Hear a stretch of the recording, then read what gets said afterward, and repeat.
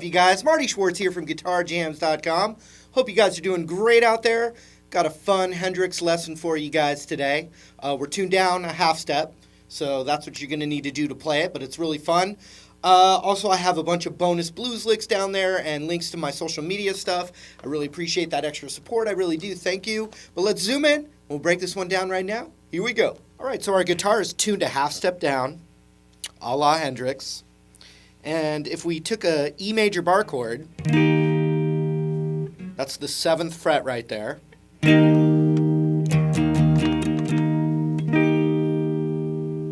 What we do is we play, Hendrix liked to invert that chord and play a different note in the bass, like this. So when you think of an E major, you could take your index finger and bar it where your ring finger normally is, including the A string, and then you have this little land here.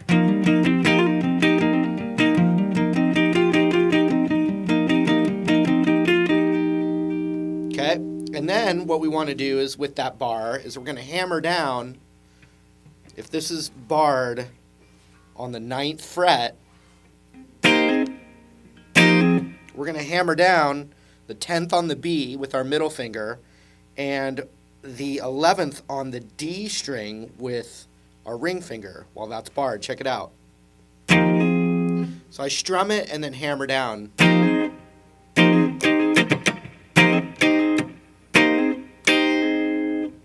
So we do a hammer on with a down strum and then back up strum. We do it again. So check it out. And the reason that second one's an up is because we're going to do some scratches. See that?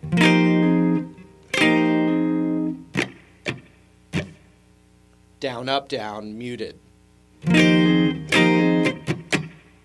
So that. See that up strum? From the top.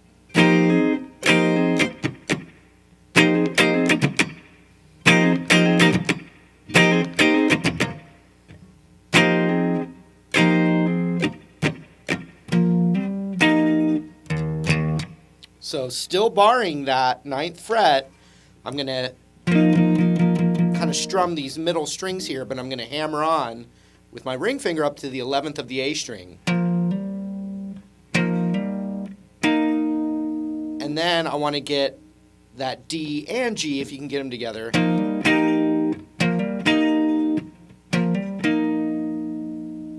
And then a da-da on the E string. Like that. So when you put it together,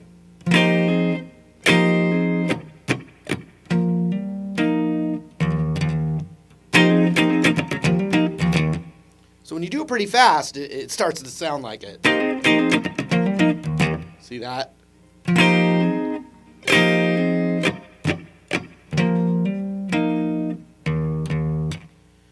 Good news, the exact same thing a whole step down.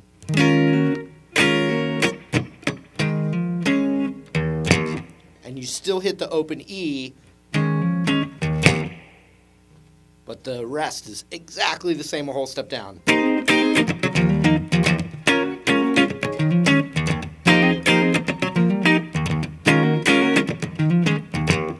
Just like that. Okay, and those are basically inversions of E major, do-da-da-da, D major, do-da-da, E, E major, do-da-da-da, D major, do-da-da-da, but fancified or Hendrixified. Okay, now the next part is the verse. Obviously, Hendrix and John Mayer both are going to be doing a lot of thumb action where your thumb's hitting the bass note. You know, us mere mortals, it's not quite as easy. But I'm going to show you the basic gist of what's going on with those verses. So the first thing is just A, E, E, E, E, A, E, E.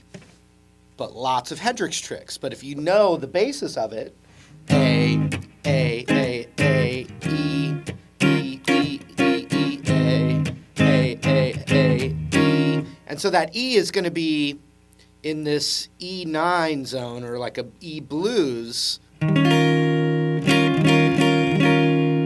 we're not even going to play that shape, but I'm just showing you the basis of it, okay? So we take an A major chord.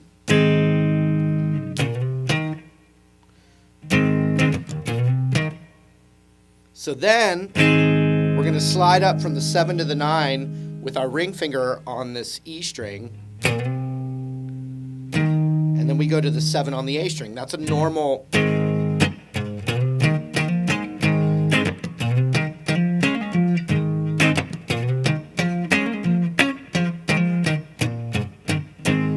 There's all kinds of little things in there.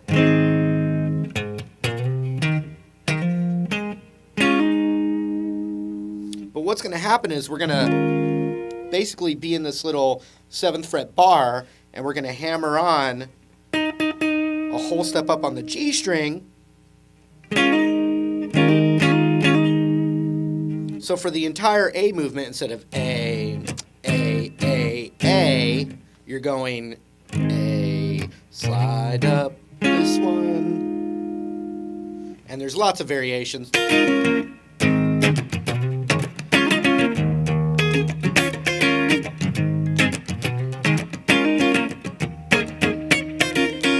You know, little stuff, but it's all, if you can use this arsenal, understand that you can do any of that stuff for A instead of just, right? You can do. So that's still over A if we're barring the 7 right here, and I'm hammering this 9th fret of the G with it. If you just look at these two notes, or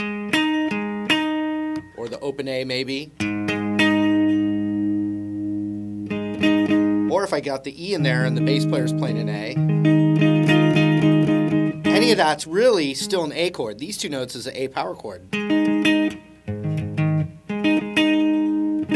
can add my pinky up there to the octave, but basically we're going.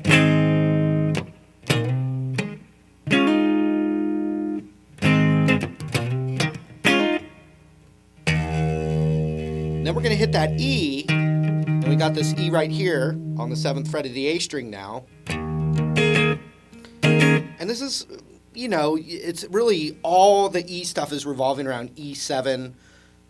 E mixolydian would be the scale that fits underneath it. But really, it's, you could consider this an E7 sus4. And so is what it looks like. And even if you just did that, that works. But we're adding these. So it would be the pinky on the 10th fret of the B string.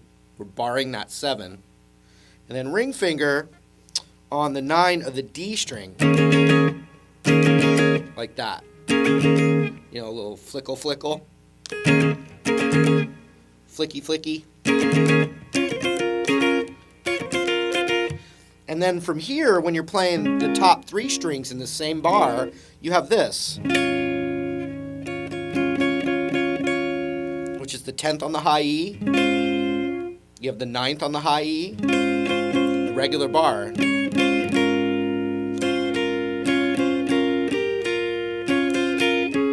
And then you have the same thing on the B string as well.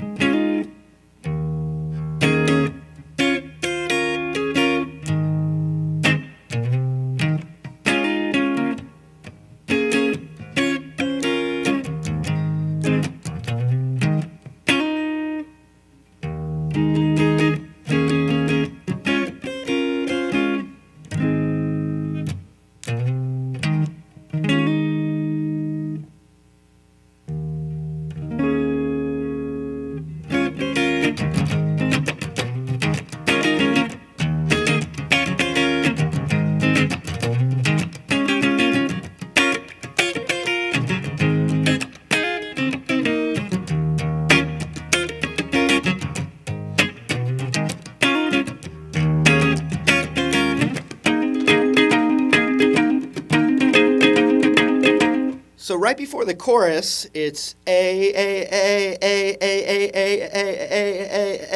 right? But once again, we're not playing the boring old A bar chord, although there are good times for that. We're playing the inverted, the Hendrix major chord, I like to call it.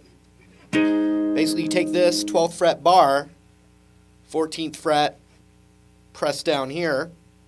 But then what we're going to do is invert it by putting our index on the 14th, so 12, 13, 14, covering the A, D, G, and B, the high E, whatever, it's muted. And we're hammering on the 14th, 15th, 16th fret of the A string while we strum.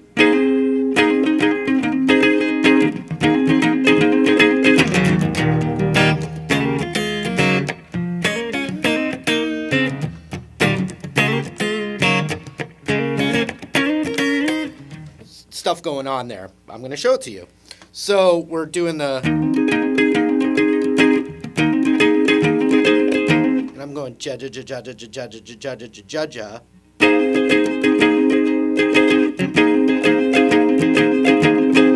And that's that major inverted chord.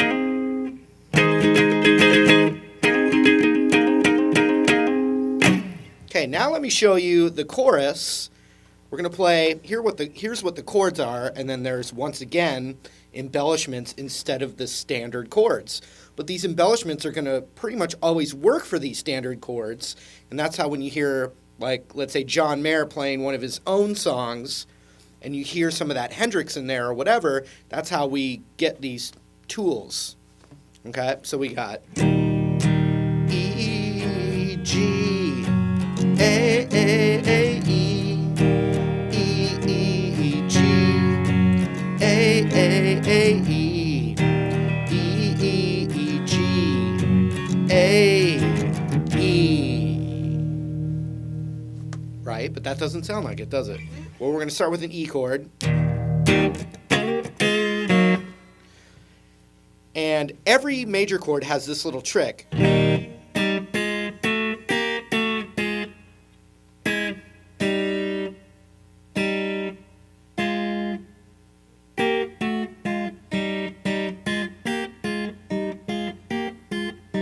G chord, A chord. Those are called sixths. Harder to say than play, actually. So the first one that you can use is E. And I'm sliding from the 2nd fret with my middle finger on the 2nd fret of the G string. So it's up to the 4th, slide back and open. But we're just adding the same thing on the high E. And then they're both open because the G chord kind of has that in there. So you've got, think a better way to do.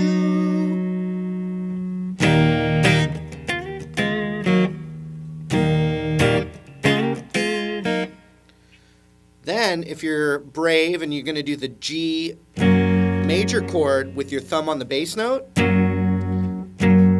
there is a classic Hendrix thing that happens. And what you do is you've got your thumb on the bass. If you can't do the thumb, you can still do this move. You're just not going to get a bass note in there. So you're going to need a bass player. Or you could alternate. You could play and then another time do this trick. But so if you see that bar chord like that, you can always do this. So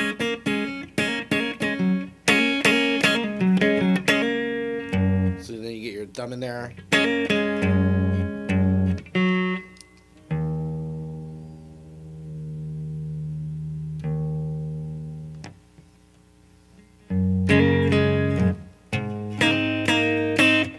And so that's one of the things that's going on. You have your thumb on the bass, and middle finger would be on the B string, same fret as the root. Okay, that's a good way to kind of think of it. Then index finger is going to go a half step lower on the G string. So that would be 2nd fret of the G string.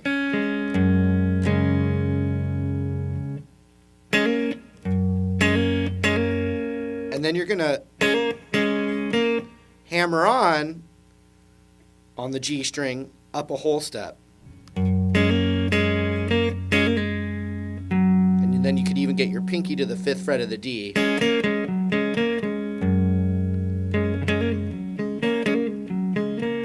So check it out when you add that.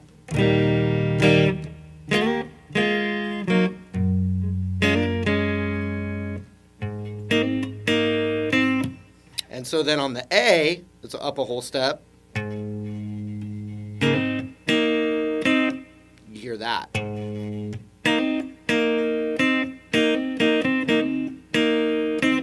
That same move.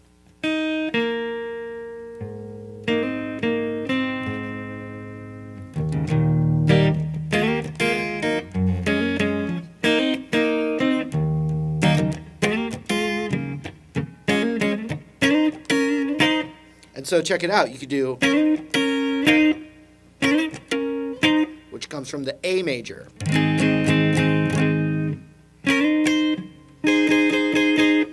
So it's the 9th fret of the high E and G, and back down a whole step. So you can add and do different things. E, G, A, E, G, and then A, E, G, A.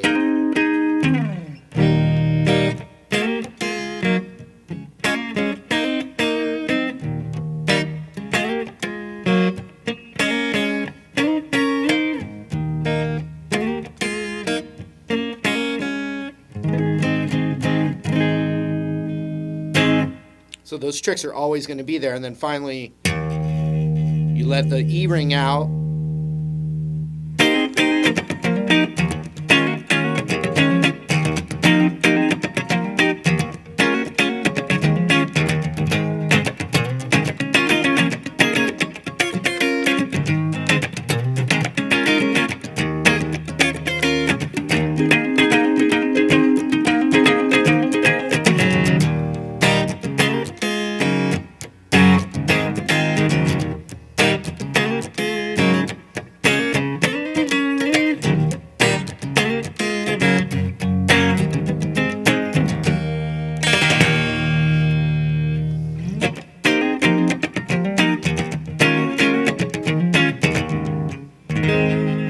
There it was. Hope you learned something, had a little fun too. I also appreciate that extra support by you checking out and supporting the links down there below this box. Thank you. Hope to see you again in another video. We'll see you real soon, all right?